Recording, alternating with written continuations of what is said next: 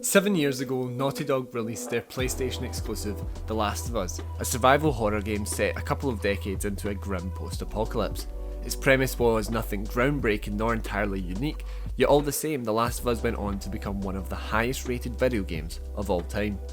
It peaked top 10 lists and was a favourite game for many. The Last of Us reverberated its way through the video game industry as a new form of entertainment.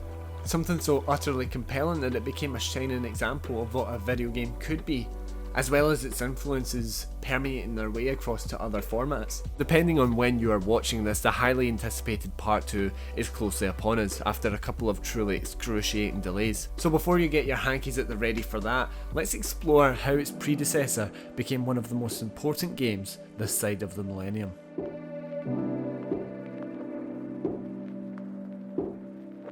In the early 2000s, The Last of Us was nothing more than a concept. During his college years, the game's eventual director, Neil Druckmann, had developed an idea of a game that took influence from the zombie apocalypse genre, as well as the more emotional video game experiences of Eco and the character complexities of comics such as Sin City. This genre subversion aimed to be a quieter, more nuanced and character-based version of a zombie game, but no one wanted to touch it, not even George A. Romero himself. Eventually landing an internship at Naughty Dog in 2004, Druckmann worked his way up from programmer to game designer and eventually creative director on a new IP after the most recent Jak and Daxter game had been scrapped. Along with game director Bruce Straley, Druckmann saw this as his opportunity to finally realise his concept. In 2009, shortly after the release of Uncharted 2 Among Thieves, development for The Last of Us began. Naughty Dog had no intentions of making this your traditional zombie game, despite the genre being relatively popular at the time. Just before the turn of the decade, we had Left 4 Dead 2 and the disappointing Dead Island a few years later. But Druckmann and co didn't want to look to these games for inspiration, nor many games for that matter. Instead, that fell to Alfonso Cuarón's Children of Men, a film that was steeped in meticulous world-building details, yet with an unflinching focus on its characters. You are treading on some mighty thin ice here. From this inspiration, The Last of Us carved out a special and, for the time, rarely visited niche. Something that split its identity between both the medium of video games and film. Interactivity and passivity. Dialogue that was weighted and naturalistic, and gameplay that spoke just as many volumes. It was a tailored story that you were a part of. As Joel murdered, so did you. You pulled the trigger. As he lied, you were a part of it because you were there for the truth. When The Last of Us eventually arrived, it came at a time where video games felt ready for that next evolutionary push. Games that were trying to say something through their narrative and introduce us to more complex characters. Square Enix had just reinvented Tomb Raider, bringing Lara Croft to the modern day, and 2K Games were perplexing their players with a time-weaving narrative in Floating City Mayhem and Bioshock Infinite. Yet while both of these games were trying to introduce us to better characterizations and more engrossing stories, they'd done so with one foot very firmly still in the door. And on the other side of that door was a world where gamers didn't want complexity or interpretation. Bioshock ran with many themes from capitalism to religion, but most pungent was its treatment of racism. It dealt with racism in its opening act with the subtlety of a baseball to the head, yet comparatively The Last of Us dealt with love, loss, grief, family, and while none of these are as typically heavy as Infamous themes, they are done so with nuance, and it leaves you to decide what to take from them. Okay. Too much? Too much. The Last of Us wasn't afraid for its players not to get it, just as much as it wasn't pressured into loud set pieces and evolving shootouts. It trusted that its gamers were going to connect on an emotional level, rather than something inspired by looks and varying levels of awesomeness. While for some time many were quick to claim that single player was dead, in the years following The Last of Us, this was proven adamantly not to be the case. Gamers still had that hankering for specialised linear storytelling, and The Last of Us simply highlighted it, resulting in a refreshing amount of contained story experiences amidst the plethora of constantly demanding online games. But sometimes telling a story simply isn't enough.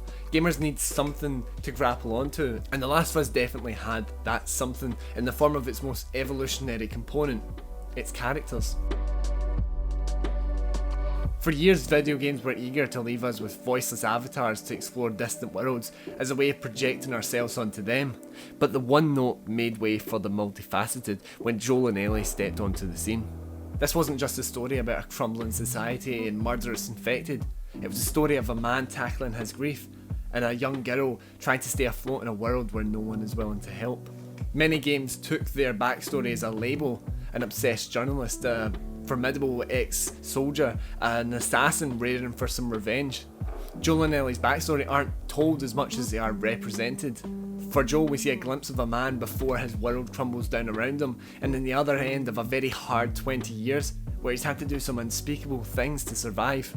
I got nothing but nightmares from those years. You survived because of me. It wasn't worth it. Through his callousness, his brutality, his close guardedness, we start to fill in the blanks, and the character becomes more real in the process.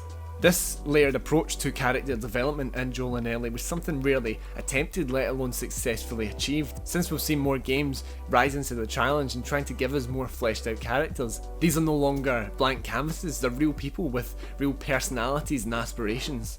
It doesn't always work despite many valiant attempts, but taking a character seriously rather than a vehicle to explore a world can heighten an experience and give players that emotional connection that they're desiring. Take Santa Monica Studios for example. They took the infamously one-note God of War Kratos and turned him into a relatable and flawed character. This is the character that would hack and slash their way through any Greek god that got in their way, but now he was looking at those hacking and slashing weapons with a pang of remorse and regret. And it isn't just God of War, The Last of Us bug is running its way through many modern releases, from Jedi Fallen Order to Spider-Man and even Naughty Dog's own Uncharted 4, despite them not being immediately comparable. These are games that are aspiring for that emotional connection beyond just the elation of beating a boss or finding all the secrets. These are stories that are worth telling and stories that we want to experience. The Last of Us is one of the most important games ever made. It treats its characters, its story, and most importantly, its players with a level of respect that was unfounded prior to 2013. It doesn't stray from the quieter moments and allows you to fill in the blanks rather than hand-holding. It has inspired games from various genres to amplify their characters beyond mere avatars. Character arcs are now more common, and singular goals aren't always as simple, as the surrounding world becomes an influence to both of those things rather than just the setting. It has allowed developers to take a step back and ask what it is that they want to tell through the medium of video games. And it even spurred up the father-daughter apocalypse dynamic in films like Maggie or superficially in Logan. With its different approach to storytelling through the medium of video games, The Last of Us has shown the world what a video game can be. It doesn't always have to be about kill streaks, explosions and cool weapons. It can be every bit as artistic and engaging as film, even if that means adopting some of their methods. As we approach part 2, it's interesting to see how far video games have come since 2013, and I think in many ways part 2 will lose some of its shine because of it. But to see the impact the original game is still having all these years later revalidates it as one of the greatest games ever made. Thanks for watching, I hope you enjoyed the video, and if you did, why don't you leave a like and subscribe to BBC The Social Gaming.